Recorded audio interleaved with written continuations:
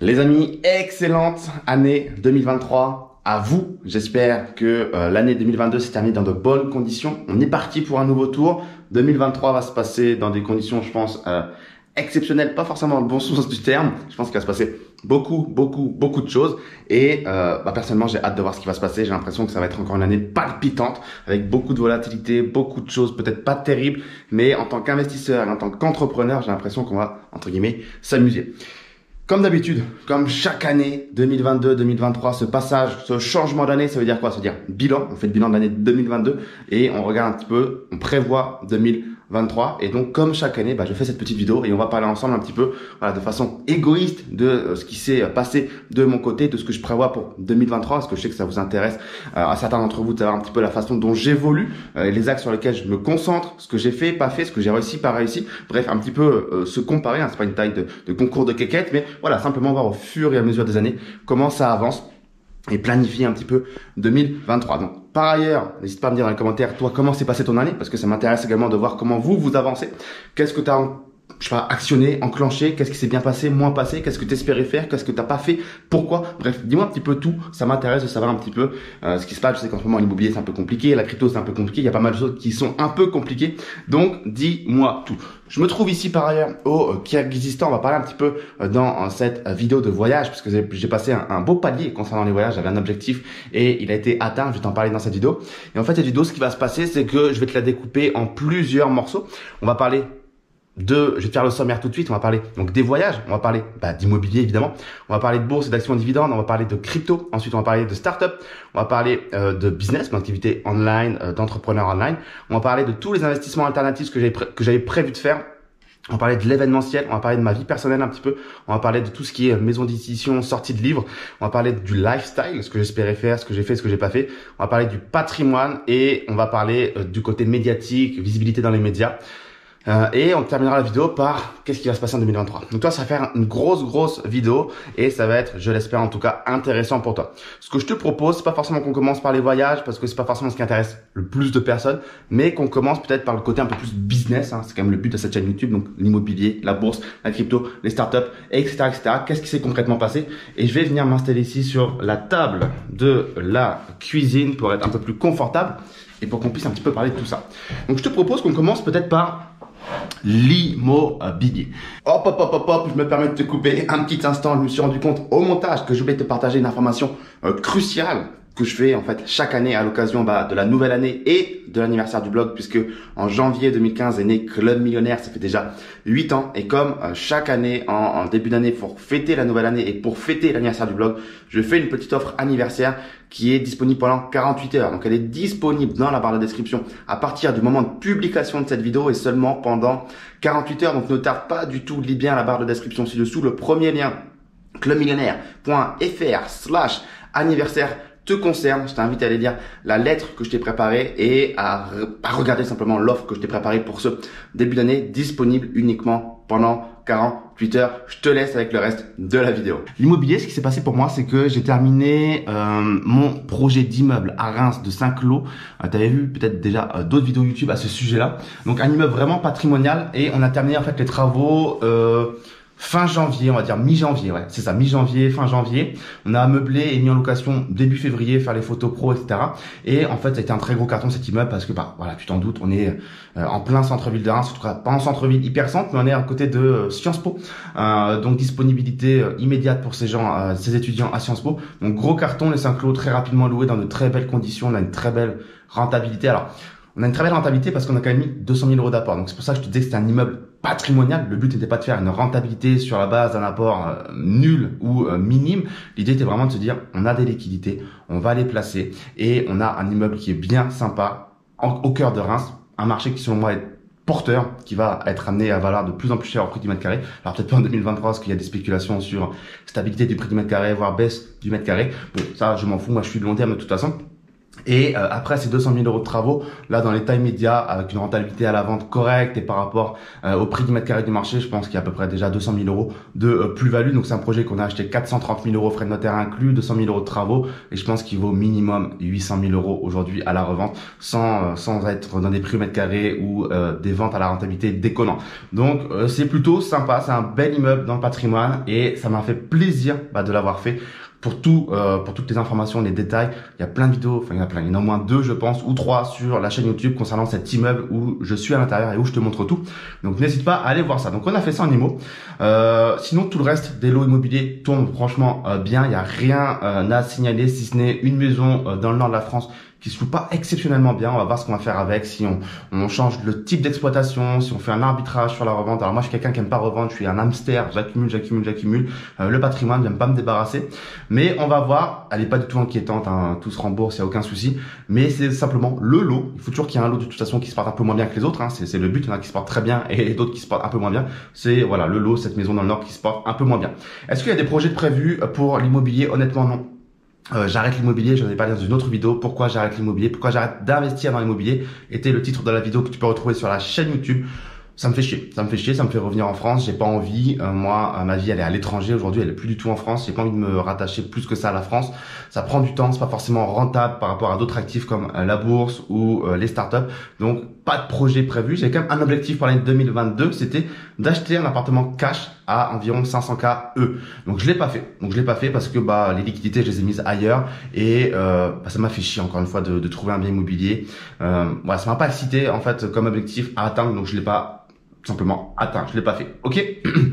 Donc ça c'est la partie IMO. Je te propose qu'on parle maintenant de la partie bourse. Bourse, c'est un pilier que j'adore, un actif que j'adore. On a encaissé en 2022 à peu près 14 000 $ de dividendes versus 7 200 $ de dividendes en 2021. Donc on a doublé le nombre de dividendes encaissés en sachant qu'il y a toujours une temporalité de décalage parce que tout ce que tu as acheté, je sais pas, en juin, juillet, août, septembre, octobre, novembre, tu toucheras pas le dividende plein de l'année en question, pour l'année en question. Il y aura évidemment un décalage trimestriel dans le versement des dividendes. Donc, pour 2023, c'est sûr et certain qu'on aura, en fait, je le sais, sur la base d'aujourd'hui, là, début janvier, si j'achète pas du tout d'actions en 2023, je toucherai 20 000 $ à peu près de dividendes. Et évidemment qu'on va investir tous les mois. Donc, on va toucher certainement beaucoup plus. Eh bien, à la fin de l'année 2023, je sais pas encore précisément, je vais investir en 2023, ça, on verra, ce sera la surprise. Mais je sais que je vais investir toujours autant, aussi massivement en bourse en année 2023.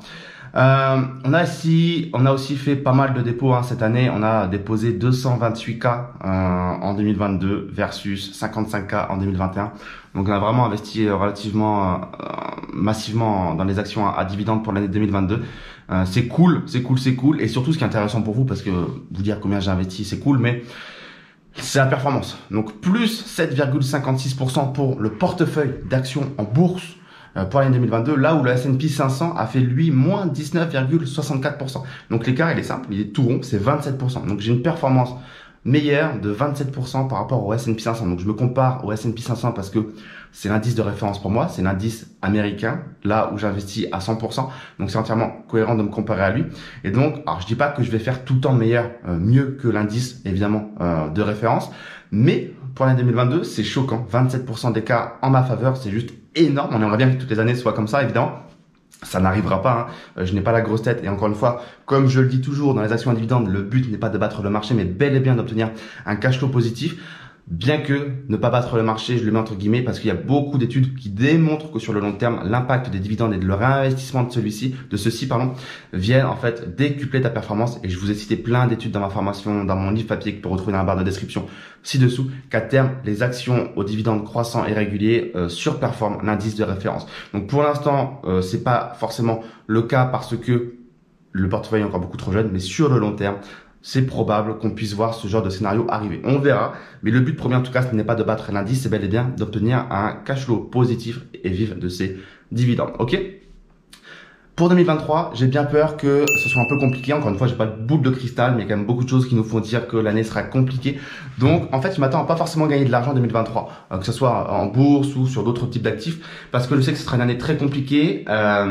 Mais pour autant, j'ai toujours continué d'investir massivement, parce que même si sur l'instant T, sur une année précise, je ne gagne pas d'argent, eh bien, j'accumule des actions d'entreprise. J'augmente ma participation dans ces entreprises, et c'est vraiment de cette façon-là que tu dois voir les choses, parce que plus tu as de part dans une entreprise et plus tu es éligible à recevoir des dividendes et plus ton cash flow, ton revenu, il augmente. Donc même sur l'instant T, ce que j'achète étant moins valu parce que le marché, de façon globale, de façon macroéconomique, fait que tout est dévalué, tout prend une claque, parce qu'encore une fois, il faut le dire, le S&P 500 selon moi, il est encore cher, il coûte cher, malgré le fait qu'il ait pris moins 20% en 2022, je pense qu'il y a encore énormément d'actions qui coûtent beaucoup trop cher. Donc c'est pour ça que je m'attends à 2023 potentiellement encore de belles corrections, à de belles volatilités qui vont probablement servir mes intérêts puisque je vais pouvoir aller acheter des actions d'entreprise superbes à des prix vraiment peu chers, mais je m'attends en tout cas à pas gagner d'argent. L'objectif pour 2022, c'était d'investir minimum 240 000 $ pour l'année, donc 20 000 $ chaque mois. Objectif non atteint, j'ai déposé seulement 228 000 $. Bon, c'est pas très grave, on a quand même avancé. Donc, c'est le plus important. OK? Crypto-monnaie, il n'y a pas grand-chose à dire, honnêtement. Évidemment que c'est une technologie dans laquelle je crois, la blockchain. Je vois le pouvoir de certaines crypto-monnaies. Honnêtement, je sais que je devrais investir plus, mais je ne le fais pas. C'est selon moi, en plus, en ce moment, une bonne période, un bon moment pour investir. J'ai quand même investi cette année un petit peu dans les crypto-monnaies. Honnêtement, je ne sais pas combien, et c'est pas des gros montants. J'avais pour objectif d'investir 10 000 par mois pendant l'année 2022. Je ne l'ai pas fait. J'ai dû investir, je sais même pas, honnêtement. Ça peut-être juste une fois 10 000, peut-être, je sais pas. Honnêtement, aucune idée. Je fais même pas un suivi très régulier. Enfin, j'ai mon tableur et je sais précisément ce qui est investi. Mais toi, j'ai pas aussi bien en tête les informations sur tout ce qui est crypto par rapport à tout ce qui est dividendes des startups où je sais au tac du par cœur ce que j'ai fait. En crypto, c'est beaucoup plus flou. Donc, on va passer rapidement à la partie crypto, mais j'aimerais bien en 2023 investir beaucoup plus massivement en crypto-monnaie. Parlons startup, là quelque chose que je maîtrise bien, que je kiffe, là où j'ai toutes les informations en tête. Il s'est passé beaucoup de choses en 2022 puisqu'on a fait 39 levées de fonds. Parmi ces 39 levées de fonds, 37 étaient des nouvelles levées de fonds, dans de nouvelles startups dans lesquelles j'avais jamais investi. Et 2 levées de fonds étaient ce qu'on appelle des follow-up. Donc, c'est-à-dire que j'avais déjà investi auparavant. La startup relevait des fonds. J'ai repu voir les chiffres à nouveau. J'ai vu que l'attraction me plaisait, était toujours aussi bonne. Et j'ai remis, entre guillemets, au pot, du cash pour continuer, d'avoir des participations dans la startup et de soutenir également la startup. C'est quand même le but. Donc voilà. Donc, 39 levées de fonds, c'est quand même un très joli rythme. C'est plus de 3 levées de fonds par mois. Donc c'est un bon rythme, L'objectif c'était 60 startups pour l'année 2022. On est entre guillemets qu'à 39 startups, 39 levées de fonds. Honnêtement, rien à foutre. C'est-à-dire que le but n'est pas de faire des levées de fonds pour en faire. Le but c'est de trouver des très beaux projets à très fort potentiel dans des pays à très forte croissance. Donc, si j'ai pas trouvé 60 projets, j'ai pas trouvé 60 projets. Encore une fois, comme je le dis toujours aux membres de mon club d'investissement Insolent Capital, dont tu peux retrouver toutes les informations dans la barre de la description. Le but, c'est pas que je vous fournisse du projet pour vous fournir du projet, que je vous donne le sentiment que j'ai travaillé et que je vous donne des startups dans lesquelles à investir.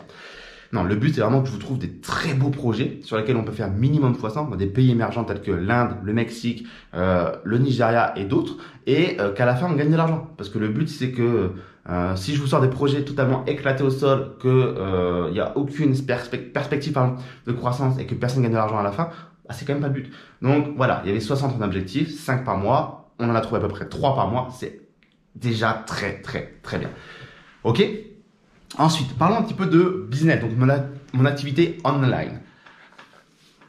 En croissance aussi, j'ai des chiffres, plus 51,44% de croissance du chiffre d'affaires. La marge est à peu près de 60% en comptant tout, impôts, outils, humains, recrutement, tout. Oui, j'ai bien dit le mot impôt parce que certains vont se dire, attends, mais Raph, tu payes des impôts? Oui, c'est pas parce qu'on est expatrié qu'on paye plus du tout d'impôts. Il y a des choses sur lesquelles on doit payer des impôts. Je rentrerai pas dans les détails ici, c'est pas le but. Mais voilà, en tout cas, tout compris, marge à peu près 60% sur la dernière année. L'objectif, il a été quand même raté.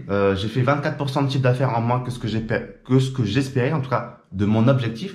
Tu vois, mon chiffre d'affaires est en croissance de 51%, donc c'est en croissance, c'est bien. Mais j'espérais avoir une plus grosse croissance, en gros. Donc, c'est pas très grave, encore une fois. On est sur des chiffres qui sont quand même très sympas. Surtout, ce que je vois et ce que je constate, c'est que je me dis que je suis sur un modèle, en fait, comment on pourrait dire ça, solopreneur, où en fait dans mon entreprise je suis tout seul, hein, vraiment je suis seul associé. J'ai évidemment des prestataires, une assistante à temps plein et des gens qui m'assistent et qui m'aident au quotidien, et c'est extrêmement important. Mais j'ai pas de salarié, tu sais, j'ai pas ce format bureau salarié qui pour moi est une angoisse vraiment extrême. Je veux vraiment être libre et indépendant, et je me dis que c'est toujours assez fascinant de voir que en étant seul associé, en voyageant autant toute l'année, en bossant si peu, parce que je bosse quoi, 2-3 heures par jour dans des cafés, j'arrive à générer autant de chiffre d'affaires parce qu'il y a des gens qui génèrent pas ça en ayant des équipes de malades, en bossant comme des chiens toute la journée dans des métiers parfois physiques ou ingrats. Et je me dis, quel outil formidable qu'est Internet. Aujourd'hui, je te parle depuis le Kyrgyzstan. Il y a 3 semaines, j'étais en Namibie en safari. Il y a 1 mois et demi, j'étais dans le Moyen-Orient. Bref. Je suis tout le temps à droite, à gauche, et malgré ça, eh bien, mon business continue de croître. Donc, c'est incroyable. Mon objectif, c'était quand même de développer mon autorité sur tout ce qui est marché, marché financier, surtout actions et dividendes. Bon, c'est difficilement palpable, hein. C'est pas quelque chose que tu peux chiffrer si ton autorité elle a été élevée ou non sur ce marché. Je pense que oui quand même, parce qu'il y a quand même beaucoup de choses qui ont été mises en place autour des actions et dividendes, notamment le livre papier. Bref. De plus en plus de clients, de plus en plus de bouche à oreille. Je le vois dans vos propos, dans vos discours, quand vous me parlez.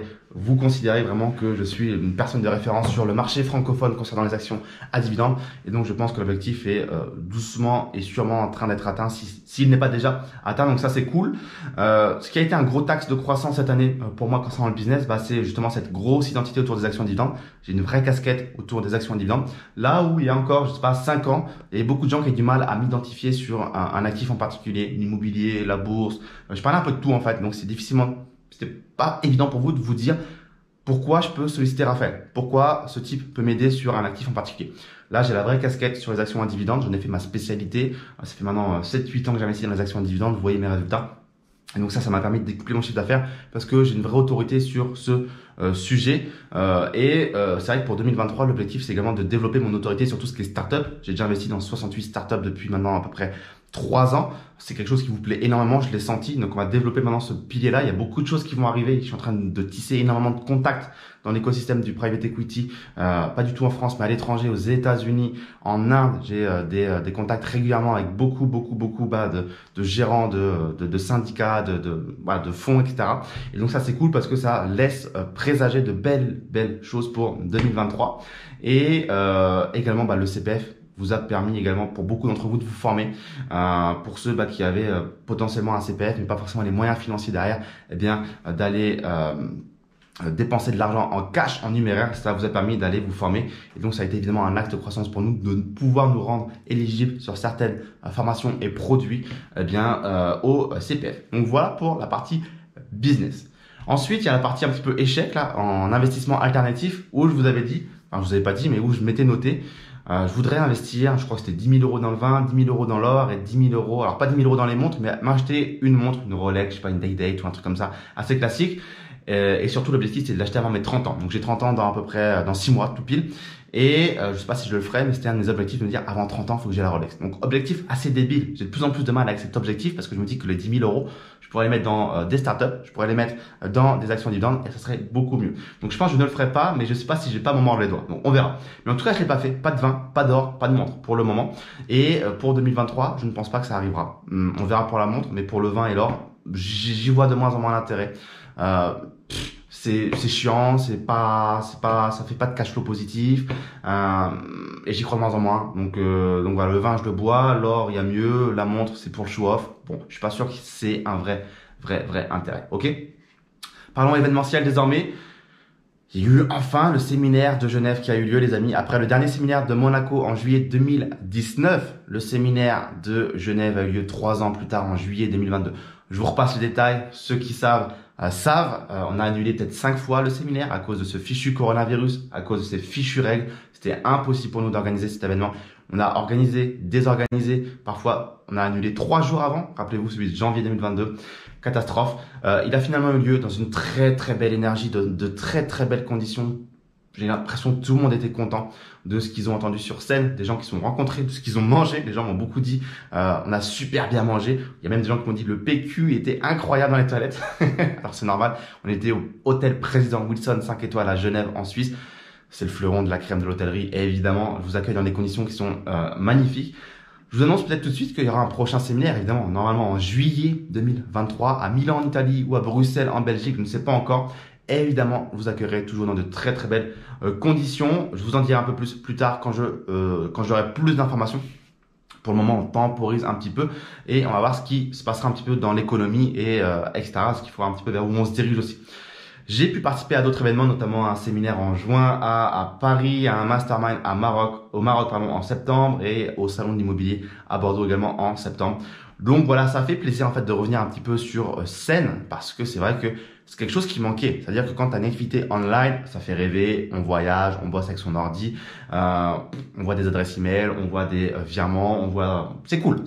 Mais ça manque ce côté humain où on serre des mains, on serre des paluches, on tape une bise et où on partage un verre, on rigole, on parle de nos parcours, de nos objectifs, de nos difficultés. Le côté humain, encore une fois. Donc les événements ont fait vraiment beaucoup de bien cette année parce que il faut humaniser cette activité qui est excellente mais qui manque d'humanité un petit peu parfois. Pour la partie vie perso, je voulais apprendre le russe, enfin j'ai appris le russe, mais pas parfaitement du tout. J'ai encore beaucoup de lacunes. Je peux le lire, je peux l'écrire, je peux le comprendre, je peux discuter sur des discussions relativement basiques avec beaucoup de personnes, mais j'ai parfois souvent demandé encore une fois à répéter, ou en fonction de l'accent de la personne, si elle vient d'un village, ça va être compliqué. Donc j'ai encore beaucoup de progrès à faire, mais ça avance bien, donc ça c'est cool, ça c'est génial. Et également, je m'étais noté d'obtenir une autre résidence, que ce soit temporaire ou permanente, dans un autre pays. On en parlera peut-être dans d'autres vidéos, mais moi j'ai une grosse volonté de diversifier mes passeports, mes résidences, mes permis de conduire, pour plein de raisons. On va pas rentrer dans les détails ici, mais même si je l'ai pas encore obtenu cette année, j'ai beaucoup de pistes très sérieuses et je vois très précisément comment les obtenir maintenant. J'espère que ce sera fin 2023. Pas forcément, parce que ça prend du temps, hein, ça se fait pas en un claquement de doigts. Il faut quand même démontrer qui tu es, ton passé, parfois payer, parfois attendre, parfois... Voilà, il y a beaucoup de conditions en fonction des pays. Mais j'ai des pistes très sérieuses. Je peux te dire les pays, oui. Je vais te dire les zones géographiques. Amérique latine, Caraïbes, et je vais te dire que ça pour l'instant. Mais on a des pistes en tout cas pour diversifier tout ça, parce que je pense que c'est extrêmement important, d'autant plus dans l'environnement dans lequel on baigne aujourd'hui, hein, tu le vois, c'est très compliqué. Un pays qui est aujourd'hui leader ne le sera pas forcément dans un futur proche. Un pays peut rentrer très vite en conflit. Un pays peut très vite mettre des mesures autoritaires en place envers ses citoyens, interdire des choses qui étaient évidentes pour nous auparavant. Bref, tout va très vite. Donc, il faut faire très attention à ça. On pourra en parler avec grand plaisir dans d'autres vidéos. Concernant la partie livre, La magie des dividendes, le livre que tu peux retrouver dans la barre de la description est toujours un aussi gros carton. On est toujours dans le top des ventes sur Amazon. On en écoule une tonne. Donc un gros merci à vous. Et en fait, je suis pas surpris parce qu'il est extrêmement, ça fait un peu pompeux de dire ça, mais il est qualitatif. C'est-à-dire que pendant le confinement, en 2020, j'étais en Estonie, tout seul dans mon appartement et j'ai littéralement passé des semaines, des mois, de 8h à 23h, toute la nuit même, à écrire ce livre, faire énormément de recherches, d'études académiques, empiriques et tout ce que tu veux. Et je suis pas surpris que ce soit un carton parce qu'encore une fois, le bouche à oreille fonctionne quand tu proposes un produit de qualité. Ce produit étant de qualité, le bouche à oreille fonctionne énormément. J'ai beaucoup de gens qui me disent j'ai découvert ton livre parce que un tel me l'a recommandé ou on me l'a offert ou parce que j'ai vu que quelqu'un en parlait en bien. C'est génial. Ça devrait se passer comme ça un business. C'est que vos clients devraient arriver énormément par le bouche à oreille. Ok. Le petit teasing, c'est que je vais vous en préparer un prochain. C'est sûr et certain. Quand, je ne sais pas. Peut-être en 2023. On verra. En fait, ce qui se passe, c'est que sur Amazon, je suis à peu près à 708 commentaires sur le livre. Mon objectif est d'arriver à 1000 commentaires. Et une fois qu'on sera à 1000 commentaires, je préparerai sérieusement l'arrivée du prochain livre. Donc les amis, si c'est pas encore fait, lis le livre. C'est dans la barre de la description. Ensuite, mets un petit commentaire sur Amazon. Et ensuite, je pourrai commencer à préparer le prochain livre. Et je l'annonce, il sera, je pense, croustillant. Ça sera quelque chose du style millionnaire avant 30 ans. Comment j'ai fait. Ce sera pas ce titre-là, je pense, mais quelque chose de similaire. Où ça reprendra un petit peu les bases de mon premier livre, Des bancs de la fac à l'indépendance financière. Où j'avais un vocabulaire beaucoup plus léger, beaucoup plus cool. Vraiment en mode, je raconte une histoire, je raconte mon parcours.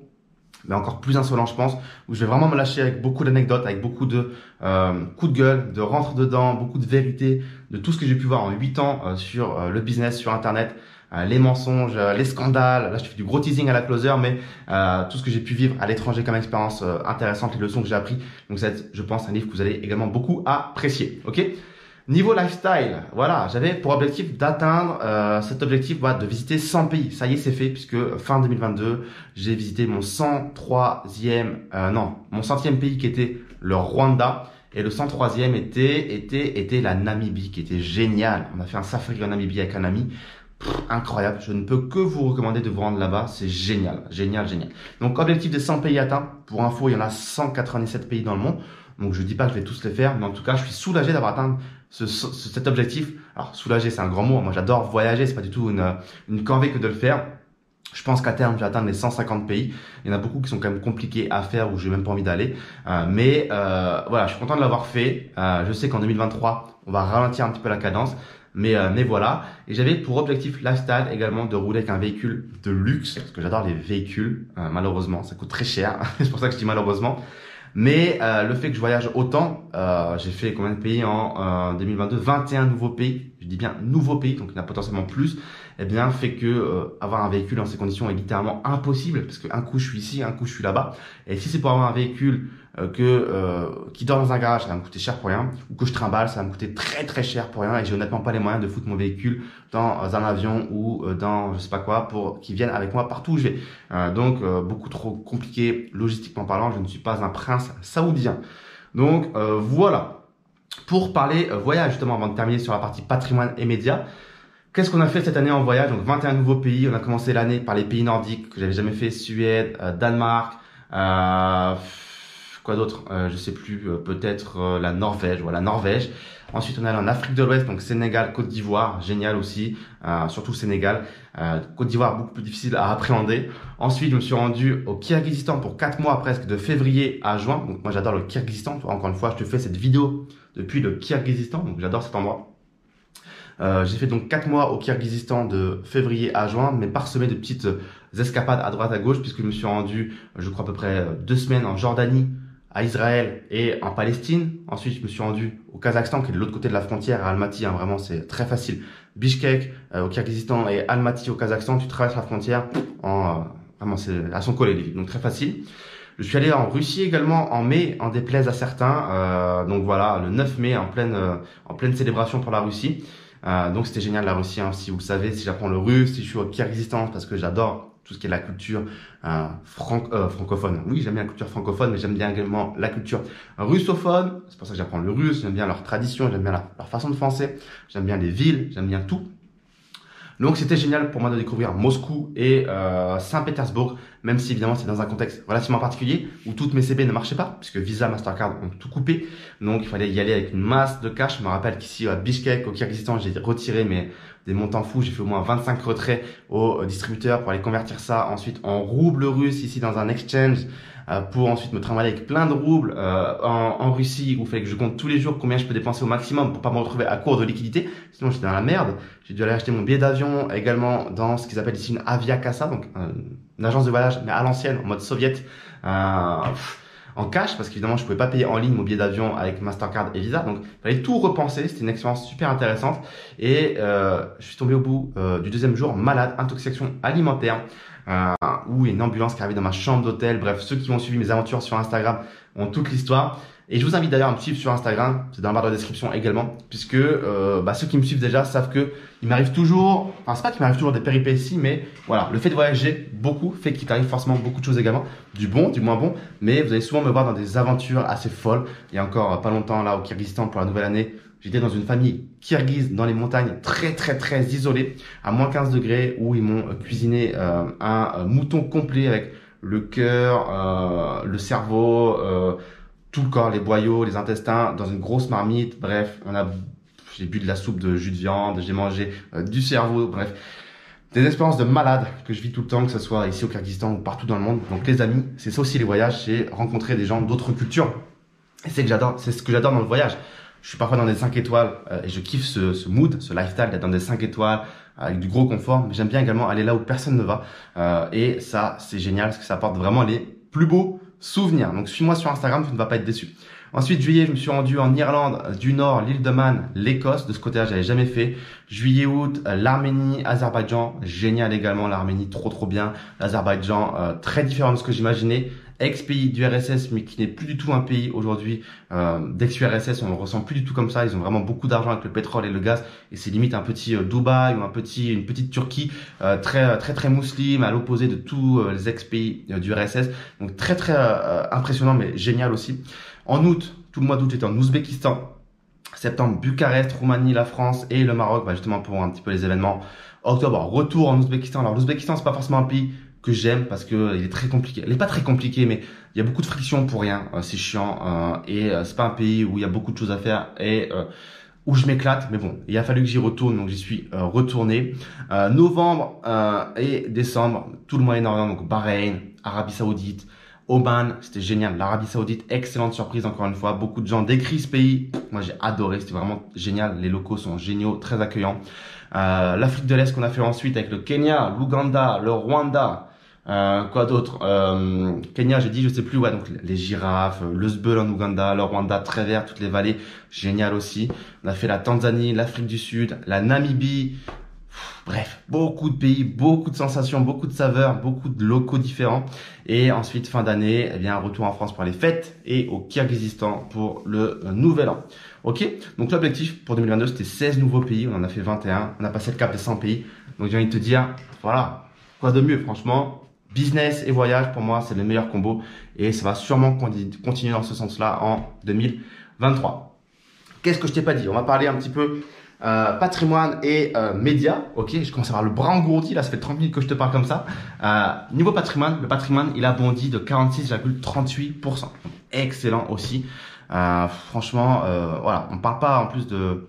Je suis pas en train de dire que je suis centimillionnaire, mais on parle pas non plus d'un patrimoine à 10 000 euros. Donc, c'est sympa de voir les progressions qu'on arrive à faire quand on a en fait un élan, en fait, quand tu as déjà lancé la machine depuis plusieurs années et que tu vois que tout commence sérieusement à travailler pour toi. Quand on te disait au tout début ou quand tu as lu tes premiers livres et qu'on te dit l'argent appelle l'argent, le plus dur c'est le premier million, le plus dur c'est les premiers 5 000 euros, le plus dur c'est d'avoir une première source de revenus passifs. Tout ça c'est vrai, c'est-à-dire qu'une fois que tu as plusieurs sources de revenus passifs, je dois en avoir des dizaines, eh bien l'argent vient tout seul, c'est-à-dire que tu n'as même pas le temps de le dépenser. Je vais au restaurant, pardon, j'ai déjà gagné plus d'argent que ce que je viens de dépenser pour le restaurant. Je paye un billet d'avion, j'ai gagné plus d'argent.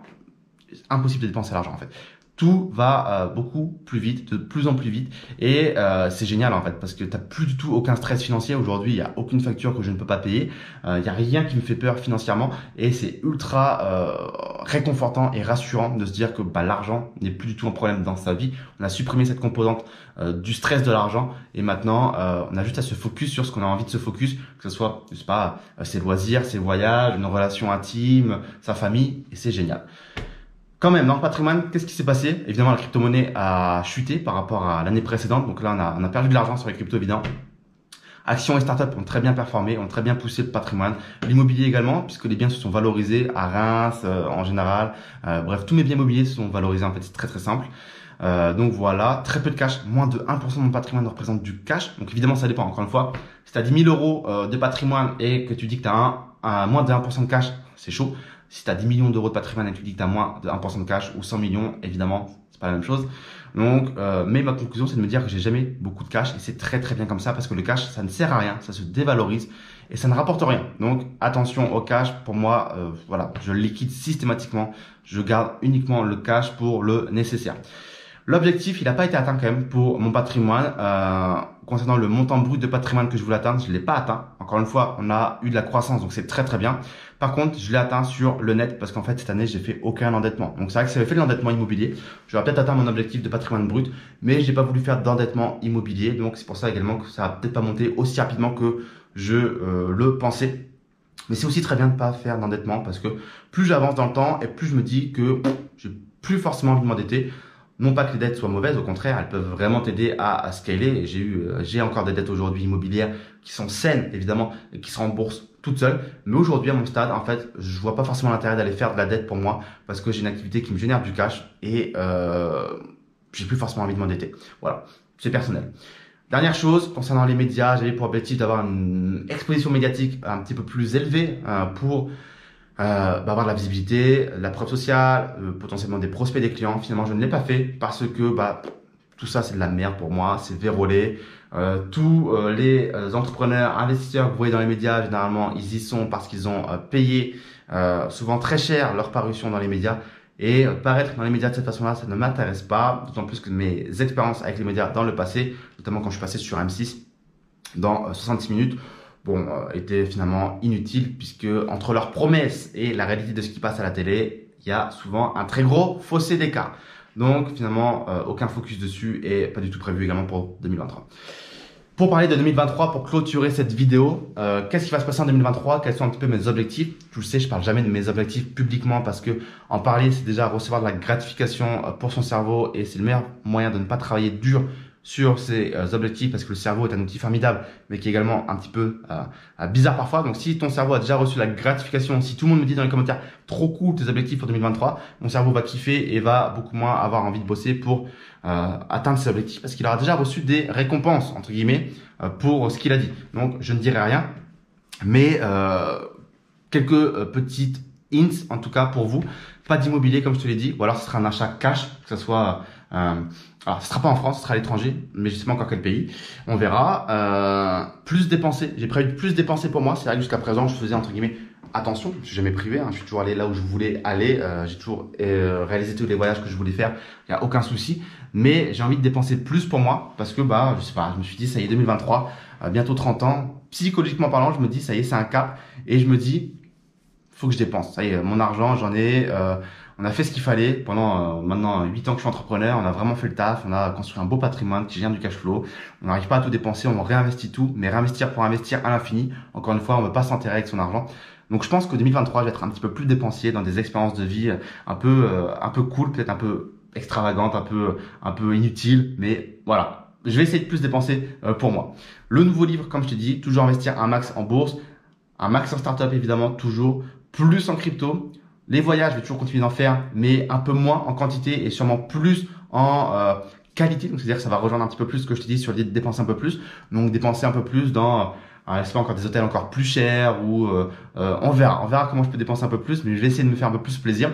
Et je pense que, in fine, dépenser plus pour moi peut peut-être me faire gagner encore plus d'argent par, je sais pas, une personne que je peux rencontrer dans un endroit très exclusif ou la valeur perçue, j'en sais rien. On va essayer des choses un petit peu dans ce sens-là. Toujours bosser sur le business évidemment, pas de faire d'investissement alternatif, pas de vin, pas d'or, pas de choses comme ça. Nouveau séminaire en juillet 2023, on va voir, mais il n'y a pas de raison que ça se fasse pas. Creuser la partie diversification, passeport, résidence, etc.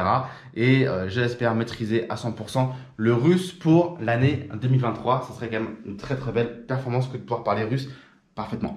Donc c'est pas du tout impossible en plus. Donc voilà pour cette vidéo les amis, les objectifs de 2022, ceux de 2023 dans les grandes lignes. Dis-moi dans les commentaires ci-dessous ce qu'il y a prévu pour toi, parce que je suis très curieux. Est-ce que ton patrimoine il a grossi pour toi en 2022? Est-ce que tu le calcules? Pour moi c'est très important de le calculer, mais est-ce que tu le fais toi? Comment ont évolué tes revenus? Est-ce que tu avais des opérations immobilières? Est-ce que c'était simple, pas simple avec les banques? Les cryptos, comment tu as rebondi si tu t'es investi à fond dans les cryptos? Bref, partage-moi tes retours. J'adore avoir vos retours là-dessus. Donc, dis-moi tout dans la barre de commentaires ci-dessous. Lis bien la barre de description également ci-dessous parce que tu as beaucoup de ressources justement pour investir en bourse et dans les startups. Donc, tout est dans la barre de description. Et sur ce, encore une fois, partage la vidéo à tes amis investisseurs. Like si tu as aimé cette vidéo. Et je te dis à très très vite en direct de Bishkek avec cette petite vue très polluée. Je sais pas si tu la vois très bien. On peut clôturer cette vidéo avec une vue polluée de Bishkek aujourd'hui, puisque ici les gens chauffent toute leur maison au charbon, c'est une catastrophe. Donc on respire malheureusement très mal.